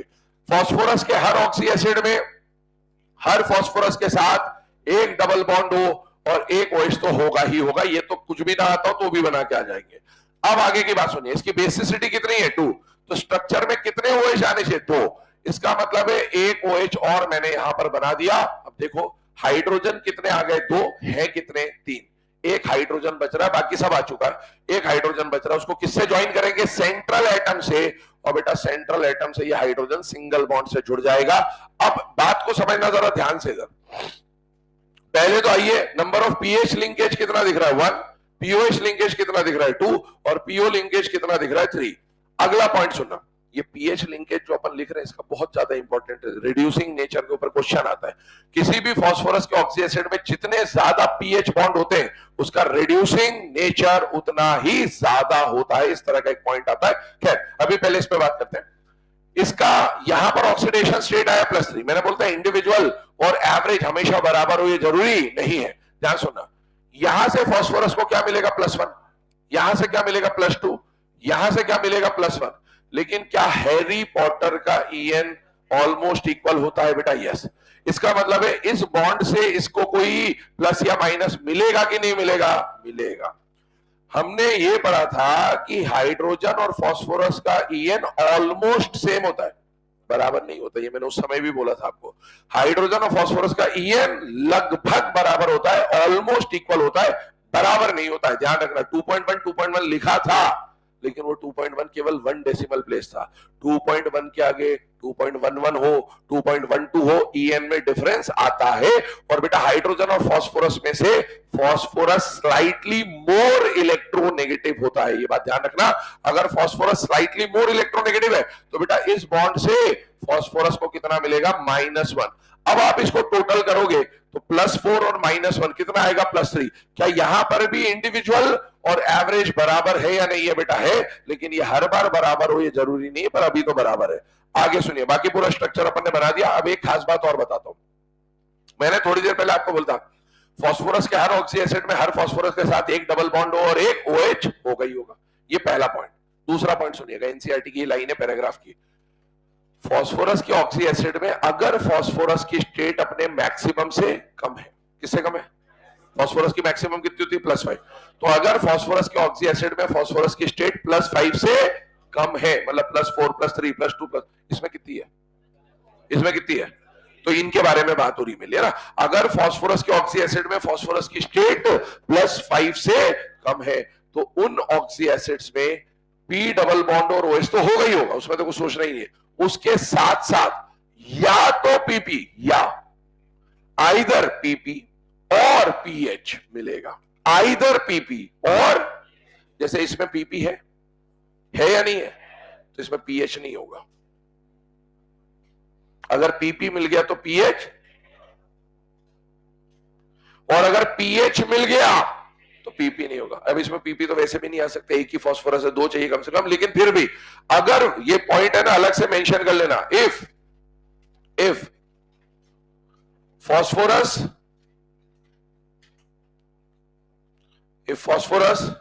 is not in +5 state, if phosphorus is not in +5 state, है ना, ये हम जो भी पॉइंट लिख रहे हैं ये किसके लिए लिख रहे हैं, ऑक्सी एसिड्स के लिए लिख रहे हैं ना, मैं यहां मेंशन नहीं करा रहा हूं अलग से। If phosphorus is not in +5 oxidation state, then along with P double bond O and POH bond, P double bond और POH तो होगा ही होगा, then along with P double bond O and POH bond, along with P double bond O and POH bond, there will be either PP or PH bond in the structure. There will be either PP or PH bond in structure. तो structure में या तो PP मिलेगा या फिर PH मिलेगा, दोनों में से एक ही मिलेगा। तो आपसे एग्जाम में कई बार क्वेश्चन आता है कि भैया इसके स्ट्रक्चर में क्या क्या है और क्या क्या नहीं है। जैसे मान लो इसका स्ट्रक्चर बोला और इसमें बोलता कि आपको इस स्ट्रक्चर में पीएच बॉन्ड मिलेगा कि नहीं मिलेगा। ध्यान सुनना, क्या ये Z2O6 है? आपने देखा फास्फोरस की स्टेट +5 से कम है, ध्यान रखना ये तभी वैलिड है जब फास्फोरस की स्टेट +5 से कम है। तो अगर यहां पर +4 है, मतलब इसमें या तो PP मिलेगा या PH मिलेगा। क्या Z2O6 में PP बॉन्ड होता है बेटा?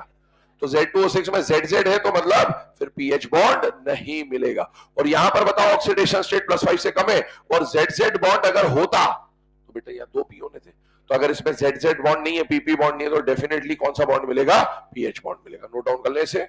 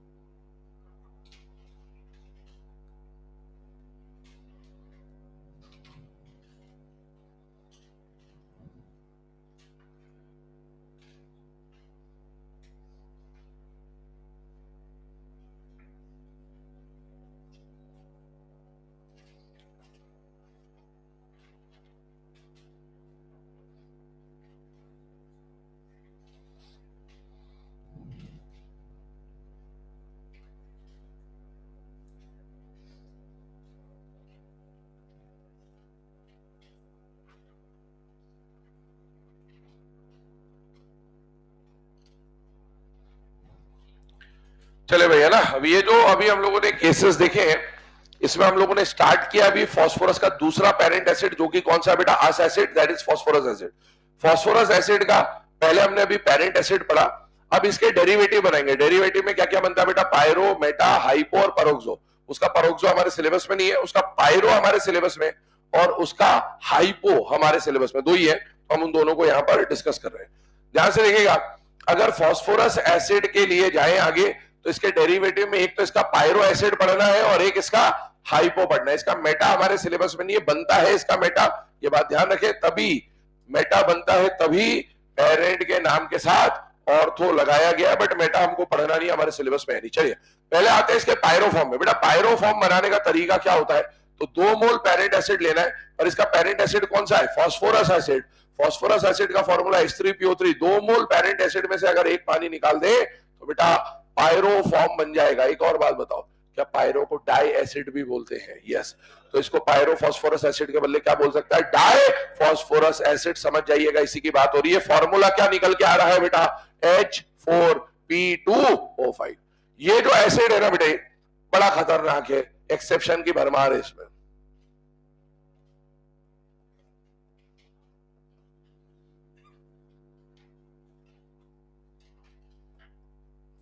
ठीक है, इसमें ज्यादा एक्सेप्शन है, 2 एक्सेप्शन है। पहली बात तो याद करो, इसकी बेसिसिटी ही एक्सेप्शन थी।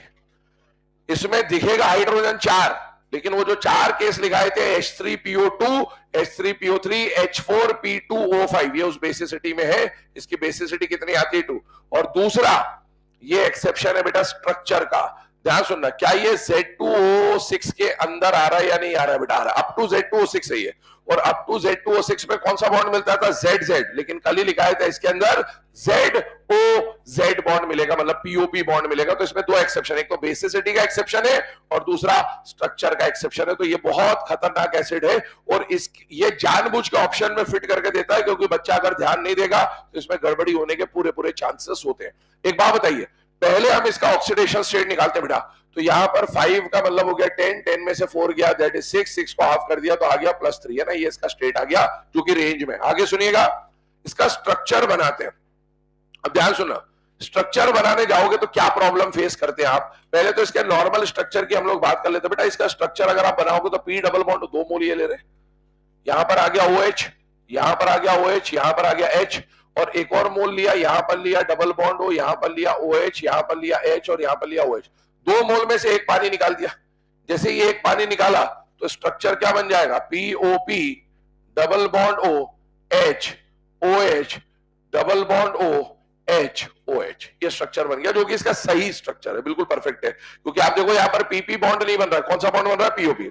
लेकिन अगर आप डायरेक्टली सॉल्व करने जाते तो क्या प्रॉब्लम आती है समझिएगा, क्योंकि हो सकता है कुछ लोग डायरेक्ट अटेम्प्ट करें, तो इसलिए बता रहा हूं, ध्यान सुनना।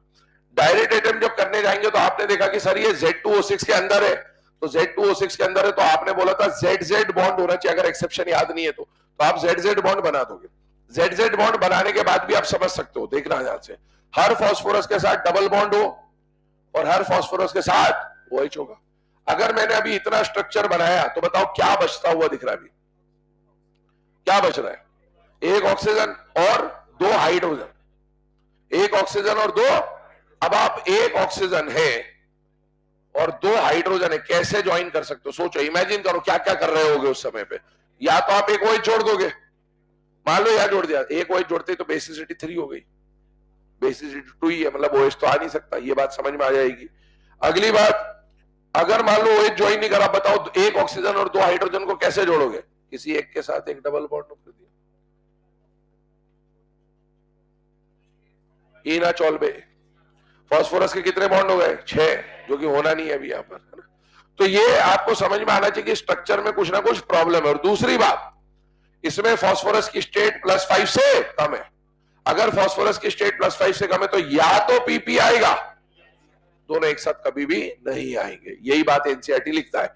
तो ध्यान सुनना, इसका स्ट्रक्चर अगर आप डायरेक्ट बनाने जाओगे तो स्ट्रक्चर कभी आप फुलफिल कर ही नहीं पाएंगे, और इसीलिए यहां पर PP बॉन्ड नहीं आएगा, क्योंकि इसमें पीएच आना है। देखो ध्यान से, 4 हाइड्रोजन में से 2 तो OH में आएंगे, तो 2 हाइड्रोजन सीधे पीएच फॉर्म में आएंगे, इसीलिए PP बॉन्ड नहीं आएगा।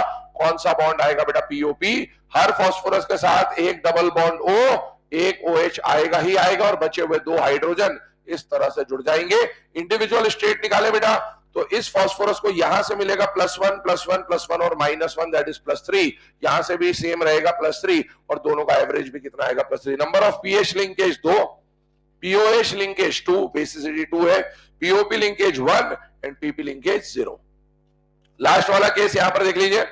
अगला जो केस आ गया that is hypophosphorous acid also known as phosphinic acid. Formula इसका आता बेटा H3PO2 और इसकी बेसिसिटी हम लोग जानते हैं, कल एक्सेप्शन में लिखा था दैट इज 1।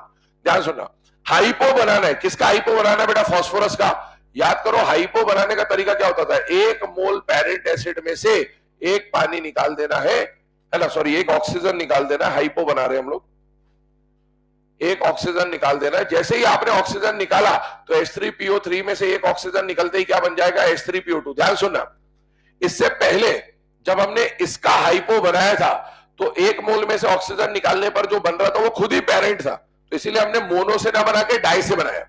यहां पर आप देखो, इसमें से जब आप ऑक्सीजन निकाल रहे हो तो ये जो बन रहा है ये अपने आप में कोई पेरेंट है ही नहीं, 2 ही पेरेंट है, H3PO4 और H3PO3। ये पेरेंट नहीं है, इसका मतलब है यहां पर 1 मोल से काम हो जाएगा। ये इसका फॉर्मूला है। फास्फोरस के किसी भी ऑक्सी एसिड में एक पी डबल बॉन्ड हो, एक पीओएच होगा ही होगा। इसके अलावा भी 2 हाइड्रोजन बच रहे हैं, एक इससे जोड़ दिया, एक इससे जोड़ दिया। अगर आप यहां पर ऑक्सीडेशन स्टेट निकाले जाएंगे तो बेटा +1 आ जाएगा, यहां से 1 यहां से 2 मतलब +3 और ये दोनों से -1, तो ओवरऑल +1 बचेगा। पीएच लिंकेज 2 है, पीओएच लिंकेज 1 है और पीओ लिंकेज भी 2 है।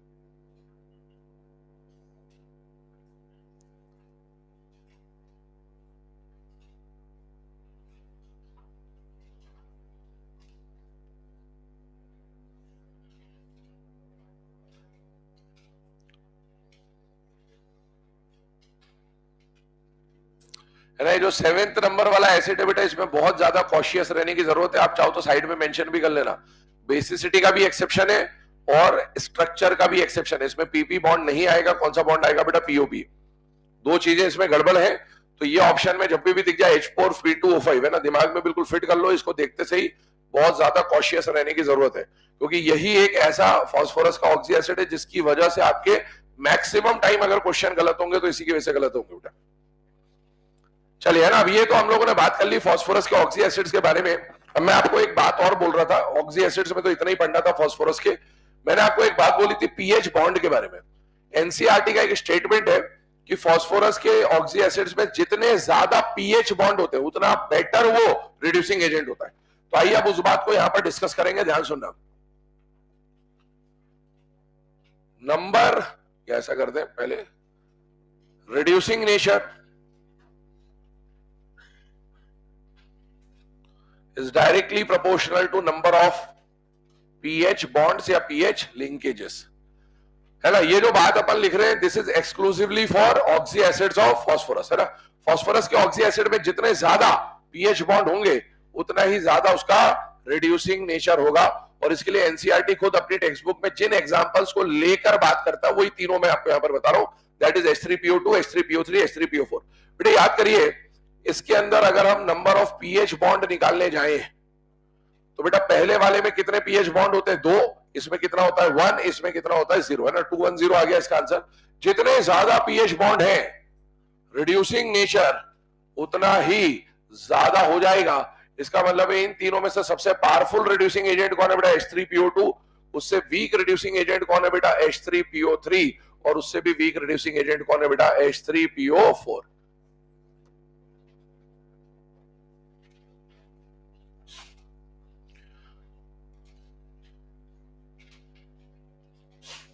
Greater the number of pH bond greater will be the reducing nature, है ना। सिंपल सी बात है, जितने ज्यादा पीएच बॉन्ड फास्फोरस के ऑक्सी एसिड्स में उतना बेटर वो रिड्यूसिंग एजेंट की तरह काम करेगा।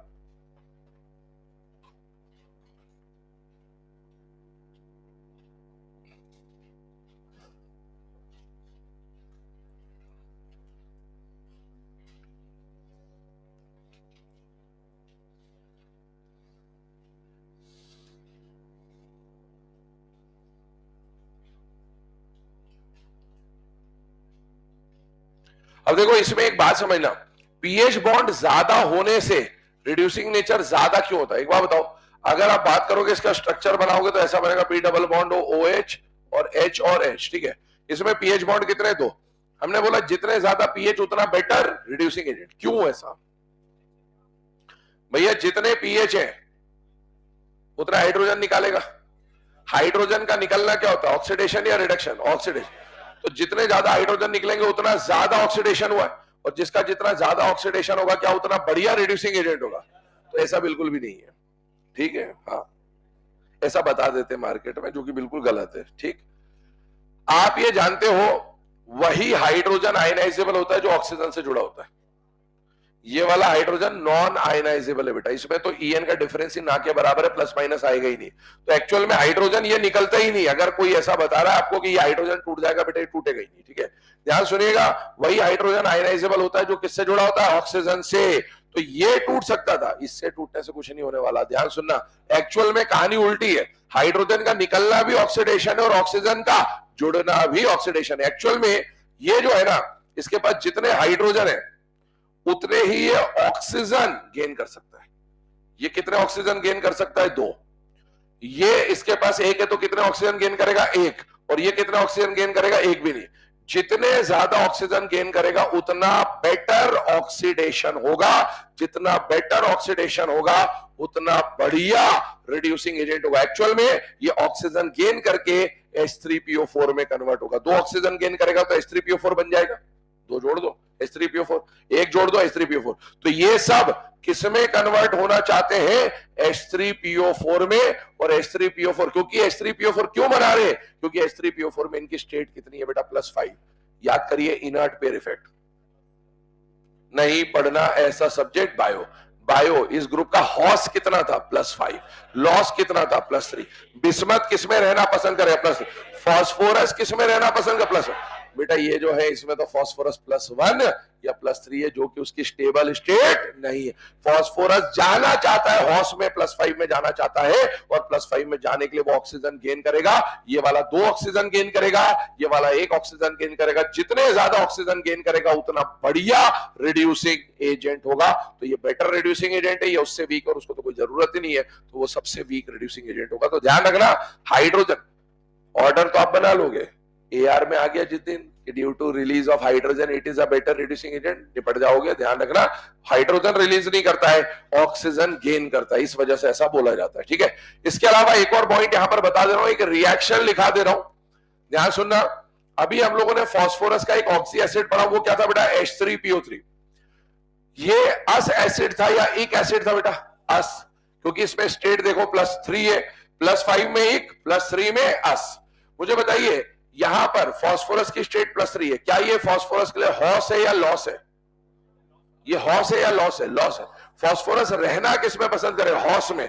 तो ये 3 में स्टेबल होगा या 5 में जाना चाहेगा? कल हमने डिस्प्रोपोर्शनेशन की बात करी थी। अगर कोई एलिमेंट अपने इंटरमीडिएट स्टेट में होता है, बिस्मथ अगर +3 में होता तो स्टेबल होता, वो डिस्प्रोपोर्शनेट नहीं होता। क्या फास्फोरस डिस्प्रोपोर्शनेट होगा? यस, फास्फोरस +3 में है जो कि उसका इंटरमीडिएट स्टेट है, ये डिस्प्रोपोर्शनेट हो जाएगा बेटा। और अगर ये डिस्प्रोपोर्शनेट होगा तो उसके पीछे इसका मोटिव है कि इसको +5 में जाना है। पर अगर डिस्प्रोपोर्शनेशन हो रहा है तो अगर किसी का ऑक्सीडेशन हुआ है तो उसी का, ध्यान सुना, ये लाइन एनसीईआरटी में लिखी हुई है, फास्फोरस जब भी अपनी इंटरमीडिएट स्टेट में होता है, किस में होता है? तो वो जब इंटरमीडिएट में तो ऑब्वियसली डिस्प्रोपोर्शनेट होगा। डिस्प्रोपोर्शनेट होगा तो प्रोडक्ट जो बनेगा वो फास्फोरस का मैक्सिमम और फास्फोरस का मिनिमम स्टेट का प्रोडक्ट होता है। और उसके सपोर्ट में ये रिएक्शन लिखी हुई है, तो पहले ये रिएक्शन लिख लो, स्टेटमेंट भी मैं लिखा देता हूं।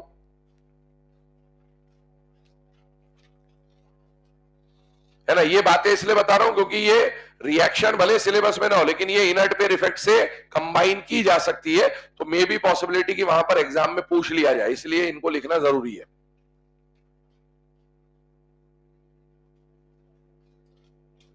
लिखिएगा statement, phosphorus in its intermediate oxidation states, phosphorus in its intermediate oxidation states undergoes disproportionation. Phosphorus in its intermediate oxidation states undergoes disproportionation to form the product of maximum and minimum oxidation states. To form the product of maximum and minimum oxidation states. तो सीधे सीधे दो product बनाने, maximum minimum, आपको reaction वहां लिखनी नहीं, आपको एग्जाम में तो सिर्फ या तो प्रोडक्ट ऑटोमेटिकली लिख के देगा, तो आपको बस स्टेट निकालनी होगी, या फिर स्टेट लिख के देगा तो प्रोडक्ट ऑटोमेटिकली समझ में आएगा। दूसरी बात, ये रिएक्शन कब होती है? जब आप H3PO3 को क्या करते हो बेटा? हीट करते हो। तो this reaction can also be considered as a part of heating effect. तो ध्यान रखिएगा ना, ये हीट करने पर डिस्प्रोपोर्शनेट हो रहा है, तो इसको ऐसा भी बोल सकता है कि H3PO3 ऑन हीटिंग गिव्स, तो आपको समझ में आना चाहिए इसी रिएक्शन की बात हो रही है। ठीक, अब आगे बढ़ते हैं। यहां पर फास्फोरस के ऑक्सी एसिड्स को कंसीडर करने के बाद हम लोग सेकंड टाइप के ऑक्सी एसिड्स पे जा रहे हैं, that is oxy acids of sulphur. ध्यान सुनना, फास्फोरस के ऑक्सी एसिड में हम लोगों ने क्या बात करी थी कि फास्फोरस के हर ऑक्सी एसिड में हर फास्फोरस के साथ एक डबल बॉन्ड हो, एक OH होगा ही होगा, और या फिर अगर फास्फोरस की स्टेट +5 से कम है तो इनके साथ या तो PP या फिर PH बॉन्ड मिलेगा। सल्फर में ऐसा कुछ भी नहीं है, हालांकि जनरली ऐसा ही कुछ दिखेगा आपको, लेकिन सल्फर के लिए ऐसे कोई भी पॉइंट एनसीईआरटी मेंशन नहीं करता है, ध्यान से देखिएगा। सल्फर के ऑक्सी एसिड में ज्यादा प्रॉब्लम है भी नहीं, क्योंकि याद करो फास्फोरस के ऑक्सी एसिड में एक्सेप्शन थे बेसिसिटी के, H3PO2 PO3, तो इसलिए वहां प्रॉब्लम थी, इसलिए वहां चीजें पता होनी चाहिए। यहाँ पर हाइड्रोजन देखो, बेसिसिटी पहचानो, जितनी बेसिसिटी स्ट्रक्चर में उतने OH लगाओ, OH लगाने के बाद या तो ऑक्सीजन बचेगा या तो हाइड्रोजन बचेगा, उसको सेंट्रल एटम से ज्वाइन करना है। जैसे फॉर एग्जांपल स्टार्ट करते हैं सल्फर के पहले पेरेंट एसिड के साथ, और पेरेंट एसिड दो होते हैं, अस और एक, पहले स्टार्ट कर रहे हैं एक एसिड के साथ। ध्यान सुनना, क्या पेरेंट एसिड्स के साथ हम लोग एक प्रीफिक्स ऑर्थो का इस्तेमाल कर सकते हैं क्या? यस। कब कर सकते हैं?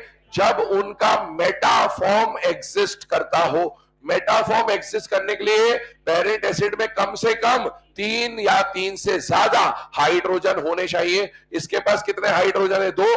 तो क्या इसका मेटा बनेगा? नहीं। तो पहली बात तो इसके डेरिवेटिव में मेटा भी नहीं मिलेगा आपको, पायरो पढ़ोगे, हाइपो पढ़ोगे, पर मेटा नहीं पढ़ोगे। दूसरी बात, अगर इसका मेटा नहीं बन रहा तो क्या मैं इसे ऑर्थो सल्फ्यूरिक एसिड लिख सकता हूं क्या? नहीं।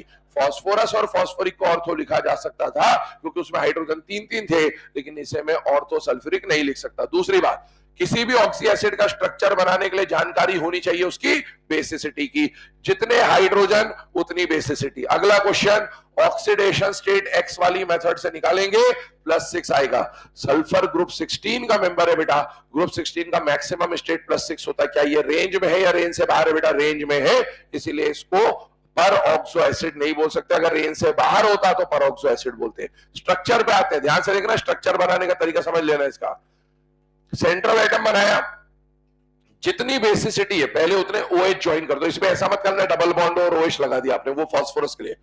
जितनी बेसिसिटी है उतने OH लगा दो, ये लगा दिया। अब चेक करो क्या क्या बच गया बेटा, दोनों हाइड्रोजन आ गए, एक सल्फर आ गया, ऑक्सीजन 4 थे, कितने आए? तो 2 ऑक्सीजन बच रहे। जो भी बच रहा है उसको डायरेक्ट सेंट्रल एटम से ज्वाइन करो, ऑक्सीजन जुड़ेगा तो डबल बॉन्ड से जुड़ेगा, और हाइड्रोजन होता तो सिंगल बॉन्ड से जुड़ जाता। This is the structure of H2SO4। दूसरी बात, एक्स वाली मेथड से ऑक्सीडेशन स्टेट +6 आई, स्ट्रक्चर से देखें तो +1 +1 +2 +2, यहां से भी +6 आ रहा है। अगला पॉइंट बताइए, क्या इसके अंदर कोई पाई बॉन्ड है या नहीं है? कितने पाई बॉन्ड है? अब पाई बॉन्ड या तो पी पाई होगा या फिर डी पाई होगा। सल्फर की हाइब्रिडाइजेशन sp3, तो पी बचा है या खत्म हो गया? खत्म। तो सल्फर क्या यूज करेगा? D pi P pi. Number of SOH linkage 2, number of SO linkage 4। SO कहने का मतलब है कितने सल्फर और ऑक्सीजन आपस में जुड़े, भले सिंगल बॉन्डेड हो भले डबल बॉन्डेड हो। अगला केस आता है, इधर देखते जाइएगा। इसी का अब हम लोग क्या बना रहे हैं? पायरो। ध्यान से सुनना इस केस को, पायरो की बात कर रहे हैं। क्या पायरो एसिड को डाई एसिड भी बोलते हैं बेटा? यस। तो इसका दूसरा नाम पायरो सल्फ्यूरिक एसिड के अलावा डाई सल्फ्यूरिक एसिड। बताओ पायरो बनाने का तरीका क्या होता है? 2 मोल पेरेंट एसिड में से एक पानी निकाल देना है, तो बेटा इसमें से अगर मैं एक वाटर निकाल दूंगा तो बचेगा H2SO7। क्या इसको आप ओलियम भी कहते हो बेटा? तो इसके 3 नाम आ गए आपके सामने। पहला नाम हो गया पायरो सल्फ्यूरिक एसिड, दूसरा नाम हो गया डाई सल्फ्यूरिक एसिड, तीसरा नाम हो गया ओलियम। ओलियम को H2H2O7 को कई बार H2SO4 plus SO3, H2SO4 plus SO3 भी लिख के देगा, बट समझ जाना उसी की बात हो रहा है। ओलियम को ये भी लिख सकते हैं। दूसरी बात, जितने हाइड्रोजन उतनी बेसिसिटी, क्योंकि सल्फर के किसी भी ऑक्सी एसिड में एक्सेप्शन नहीं है। अब आगे की कहानी सुनो, स्ट्रक्चर बनाने का तरीका। मुझे बताइए, क्या ये फॉर्मूला आपको Z2O7 टाइप का दिख रहा है बेटा? यस। अगर Z2O7 तो बताओ कौन सा बॉन्ड बनेगा? ZOZ, ये बना दिया। अगली बात, बेसिसिटी कितनी है? 2, तो कितने OH आएंगे? 2। सिमेट्रिकली बांटो, क्योंकि 2 सेंट्रल एटम है, तो एक OH इससे ज्वाइन करवा दिया और एक OH इससे ज्वाइन करा दिया। अब क्या बच रहा है बेटा? 4 ऑक्सीजन बच रहे हैं। देख लो आराम से, 1 2 3 आ गए, ऑक्सीजन थे 7, 4 ऑक्सीजन बच रहे हैं। दोनों सेंट्रल एटम पर इक्वली डिस्ट्रीब्यूट करने की कोशिश करें जब तक पॉसिबल है, तो 4 बराबर हो जाएंगे। एक इस पर, एक इस पर, अगेन एक इस पर और एक इस पर, ये स्ट्रक्चर बन के आएगा। क्या यहां पर SS लिंकेज है या नहीं है बेटा? नहीं है। लेकिन क्या यहां पर SOS लिंकेज है? तो बेटा यस, एक SOS लिंकेज है। मुझे बताओ इसमें कितने सल्फर ऑक्सीजन बॉन्ड है? 8। एक के साथ 4, दूसरे के साथ भी 4। एक और बात बताओ, यहां पर अगर आप इसकी ऑक्सीडेशन स्टेट निकालते हो तो +6 आ रहा होगा, जो कि रेंज में है। अब इंडिविजुअली निकालो तो 1 1 2 2, यहां पर भी +6, यहां पर भी +6। दोनों इंडिविजुअल स्टेट बराबर है और दोनों का एवरेज भी बराबर है। ये कहानी निकल के आ जाती है। नाम लिख लेना है ना इसका, ओलियम।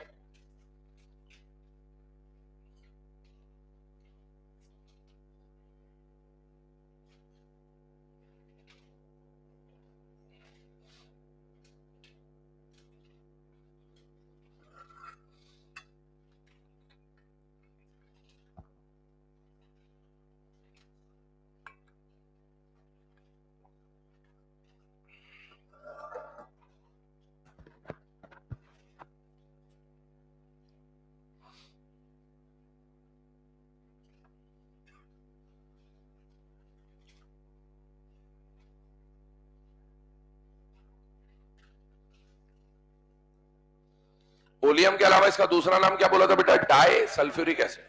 अच्छा, पहले वाले को सल्फ्यूरिक एसिड के अलावा क्या बोल सकते हैं? Mono sulphuric acid. अब ये काम आने वाला है आपको, इसलिए बोल रहा हूं, है ना। कभी ये नाम आ जाए तो जो पेरेंट एसिड है उसको मोनो एसिड बोल सकते हैं, और जो पायरो एसिड है उसको डाई एसिड बोल सकते हैं।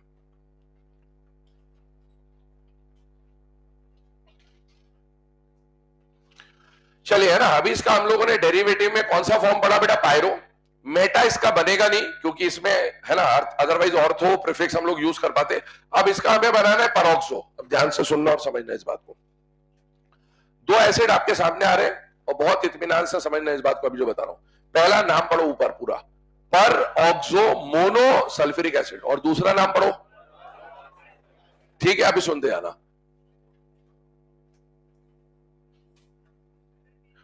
मोनोसल्फ्यूरिक एसिड का मतलब H2SO4, और उसका हमें क्या बनाना है, परऑक्सो बनाने के लिए ऑक्सीजन जोड़ना है। क्या करना है, ऑक्सीजन जोड़ना है। तो मोनोसल्फ्यूरिक एसिड का फॉर्मूला क्या होता है, H2SO4, और उसमें एक ऑक्सीजन जोड़ दो तो क्या बन जाएगा, H2SO5। दूसरी बात, यहां पर नाम पढ़ो क्या आ रहा है, di sulphuric acid. Di sulphuric acid मतलब पायरोसल्फ्यूरिक एसिड, पायरोसल्फ्यूरिक एसिड मतलब ओलियम। ओलियम का फॉर्मूला बोलो, H2H2O7।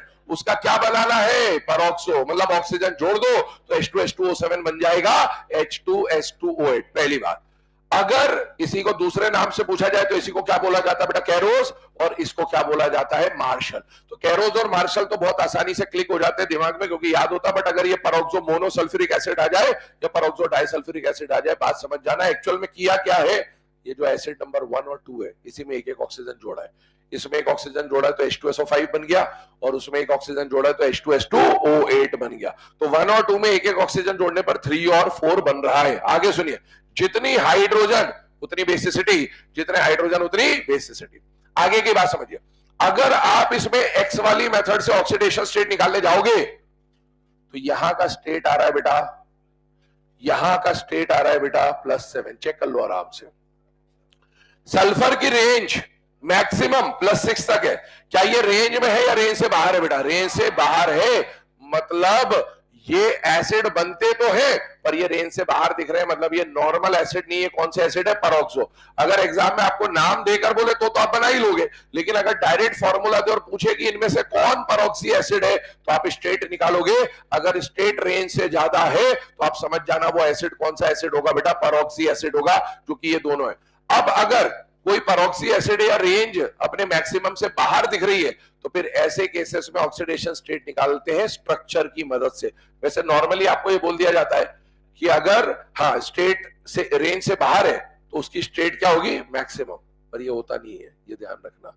ये यहां लग जाएगा, हर जगह नहीं लगेगा। इसीलिए ऐसे केसेस में हम लोग किससे सॉल्व करते हैं, स्ट्रक्चर से। यहां लग जाएगा, नो प्रॉब्लम, इसमें लग जाएगा।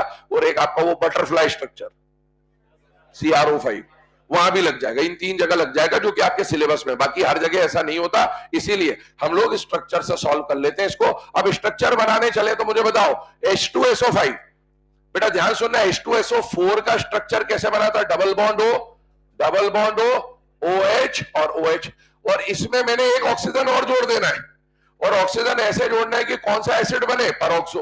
तो बताओ मुझे, एक एक्स्ट्रा ऑक्सीजन में अगर यहां जोड़ देता हूं इस तरह से OOH, ये स्ट्रक्चर बन गया H2SO5 का।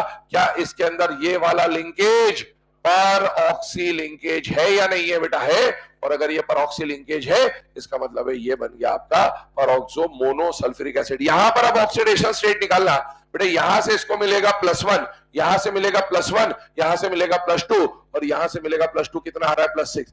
तो इसमें अगर पूछा जाए कि कैरोज एसिड में सल्फर की ऑक्सीडेशन स्टेट कितनी है, आंसर +8 नहीं जाएगा, +6 जाएगा। Number of SS linkage 0, number of SOS linkage 0। ठीक है, आगे बढ़ते हैं अगले केस पे। पर ऑक्सो डाइसल्फ्यूरिक एसिड, ध्यान सुनना, क्या इसका फॉर्मूला आपको Z2O8 टाइप का दिख रहा है या नहीं दिख रहा बेटा, दिख रहा है। करना कुछ भी नहीं, इधर देखो, इसमें एक ऑक्सीजन एक्स्ट्रा जोड़ा तो उसका स्ट्रक्चर बन गया, इसमें एक और ऑक्सीजन एक्स्ट्रा जोड़ोगे तो उसका स्ट्रक्चर बन जाए। Z2O8 का मतलब है ZOOZ। बेसिसिटी कितनी है बेटा, 2, मतलब एक OH इस सल्फर पे, एक OH इस सल्फर पे, 4 ऑक्सीजन बच रहे हैं, सेंट्रल एटम से ज्वाइन करिए, 4 ऑक्सीजन बच रहे हैं, सेंट्रल एटम से ज्वाइन करिए। दिस इज द स्ट्रक्चर बेटा। यहां पर ये वाला जो बॉन्ड है इसको हम लोग क्या बोलेंगे बेटा, पर ऑक्सी लिंकेज। इसका मतलब ये परऑक्सी एसिड है। Number of SS linkage 0, number of SOOS linkage 1। अच्छा, ऑक्सीडेशन स्टेट पे आए इसके, तो मुझे बताओ यहां पर सल्फर का स्टेट अगर आप स्ट्रक्चर से निकालोगे तो +6 है, यहां पर निकालोगे +6 है। तो अगर मैं इसका एवरेज ऑक्सीडेशन स्टेट निकालने जाता हूं तो 6 + 6/2, एवरेज भी +6 है, इंडिविजुअल भी +6, एवरेज भी +6। वहां पर जो निकल रहा है +7 वो गलत है, इसका एवरेज स्टेट कितना है बेटा, +6।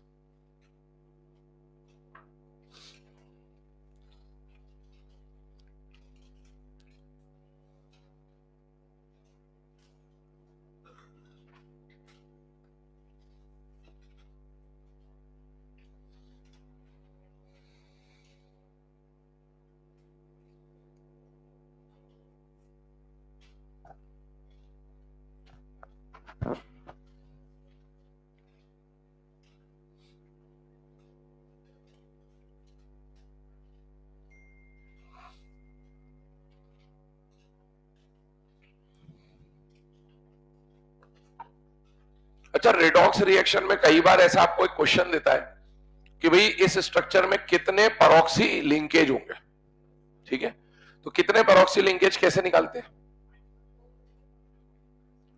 स्ट्रक्चर आता ही नहीं आपको, अब क्या करोगे? अरे वो तो परऑक्सी एसिड है, ये तो पहचान जाओगे। कितने परऑक्सी लिंकेज है? जैसे बटरफ्लाई में 2 बनते हैं।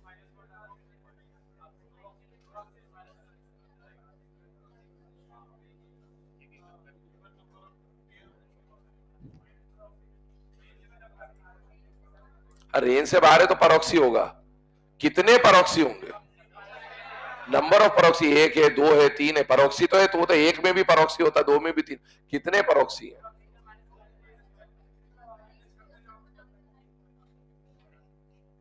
उसमें पहले वाले में परऑक्सी है, समझ में आ गया, रेंज से बाहर है। दूसरे वाले में परऑक्सी है, रेंज से बाहर है। अब कितने बाहर कैसे पता चलेगी? कितने बाहर से कैसे, वही तो पूछ रहा हूं। ये बात बताओ, सल्फर की मैक्सिमम स्टेट कितनी होती है? और वो है कितना? +8। कितने का गैप आ रहा है? 2 का। जितना गैप आ रहा है उसको 2 से डिवाइड कर देना। कितने का गैप आ रहा है? 2 का। डिवाइड बाई 2 कर दिया, कितना आया? 1। एक परऑक्सी है। उधर जाओ, वहां 2 सल्फर है, ऑक्सीडेशन नंबर की बात कर रहा हूं। 2 सल्फर है, एक सल्फर का +7 है, तो 2 सल्फर का +14, और 2 सल्फर का हो कितना सकता है? +12। कितने का गैप आ रहा है? 2 का। डिवाइड बाय 2, 1 आ जाएगा। CrO5 एक क्रोमियम है, एक क्रोमियम का मैक्सिमम हो सकता है +6। आ कितना रहा है? +10। कितने का गैप आ रहा है? 4 का। डिवाइड बाय 2 कर दो।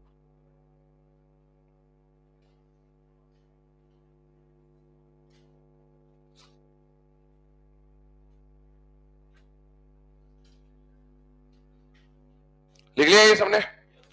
चलिए ना, तो ये अभी हम लोगों ने बात करा बेटा, कैरोज एसिड और मार्शल एसिड, 3 मेन यहां पर एसिड आए। Oleum, Caro's acid, Marshall acid, ठीक है। फर्स्ट और सेकंड नंबर पे जो थे वो था मोनोसल्फ्यूरिक, डाइसल्फ्यूरिक। मोनोसल्फ्यूरिक में एक ऑक्सीजन जोड़ा तो परऑक्सो मोनोसल्फ्यूरिक एसिड बना। डाइसल्फ्यूरिक एसिड में एक ऑक्सीजन जोड़ा तो परऑक्सो डाइसल्फ्यूरिक एसिड बना। अब आगे बढ़ते हैं। इसके अलावा अगला जो केस हमारे सामने आ रहा है वो आ रहा है बेटा थायोसल्फ्यूरिक एसिड। याद करिए, एक लिगेंड हम लोगों ने पढ़ा था थायोसल्फेटो। क्या पढ़ा था? थायोसल्फेटो बेसिकली और कुछ भी नहीं, H2O3-2। या फिर आप याद करें तो इसको हमने फोटोग्राफी में भी, जो ब्लैक एंड व्हाइट फोटोग्राफी में सिल्वर HeBr को डिकम्पोज करने के लिए भी आप हाइपो सॉल्यूशन का यूज करते थे, और हाइपो सॉल्यूशन में जो लिगेंड कॉम्प्लेक्सिंग एजेंट की तरह काम आता था वो थायोसल्फेट या थायोसल्फेटो होता था। अब ध्यान सुनना, इसके ऊपर बात करते हैं। यहां पर ध्यान दीजिएगा ना, बहुत ही इंपॉर्टेंट केस है क्योंकि इसमें गड़बड़ी होने के चांसेस अगेन होते हैं, इसलिए इसको ध्यान से देखना। थायोसल्फ्यूरिक एसिड, एक बात बताओ, नाम में क्या सल्फ्यूरिक एसिड आ रहा है? यस। अभी तक अपन ने जितने भी नाम पढ़े, ऑर्थो, मेटा, पायरो, वायरो, हाइपो, परऑक्सो, उसमें कहीं पर भी थायो वर्ड नहीं था। तो ये मतलब एक तरह से डॉटर नहीं है, ये एक अलग ही तरह का एसिड है। बेटा सल्फ्यूरिक एसिड का फॉर्मूला क्या होता है? H2SO4। अच्छा, थायो वर्ड आने का मतलब समझ में आता है sulphur. Basically alcohol OH, thiol. आप अगर ऑक्सीजन को हटा के एस लगा देते तो उसको थायो बोल देते हैं, ठीक है। यहां पर भी कहानी कुछ इसी प्रकार की है। आपके पास H2SO4 में कितने ऑक्सीजन है? 4। इनमें से कोई एक ऑक्सीजन हटाओ और एक सल्फर लगा दो, तो वो जो सल्फ्यूरिक एसिड है वो क्या बन जाएगा? थायोसल्फ्यूरिक एसिड। अगर एक ऑक्सीजन हटाया तो बेटा ऑक्सीजन कितने हो जाएंगे? 3, और उसके बदले एक सल्फर लगाया तो सल्फर कितने हो जाएंगे? 2। तो इसका थायोसल्फ्यूरिक एसिड का जो फॉर्मूला बन के आएगा वो बन के आएगा H2H2O3, और जितने हाइड्रोजन है उतनी बेसिसिटी है। और बेटा एक बात बताओ, ये इक एसिड है या अस एसिड है? इक एसिड। इक एसिड का आयन 8 बनता है, तो इसका जब आयन बनाओगे तो थायोसल्फ्यूरिक एसिड का आयन क्या बनेगा? थायोसल्फेट आयन बनेगा। अब स्ट्रक्चर देखो, ध्यान से देखना है ना, स्ट्रक्चर में भी कोई दिमाग नहीं लगाना है। S double bond O double bond O। पहले सल्फ्यूरिक एसिड बना रहा हूं, तो सल्फ्यूरिक एसिड ऐसा होता था H2SO4। इसमें से एक ऑक्सीजन को हटा दे और उसके बदले एक सल्फर को लगा दे, बन जाएगा H2H2O3। दूसरी बात ध्यान सुनना, क्या ये अप टू Z2O6 है या नहीं है? बेटा है। अगर अप टू Z2O6 है तो वहां Z का बॉन्ड होगा, इसलिए SS का बॉन्ड मिलेगा।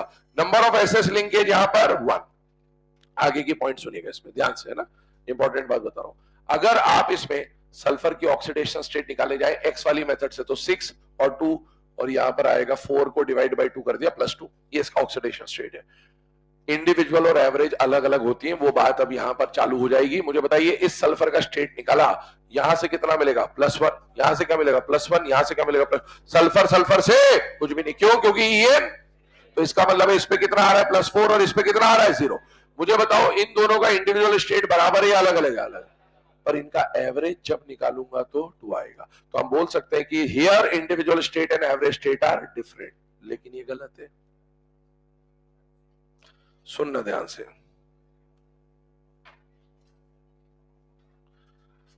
आप सुने ध्यान से।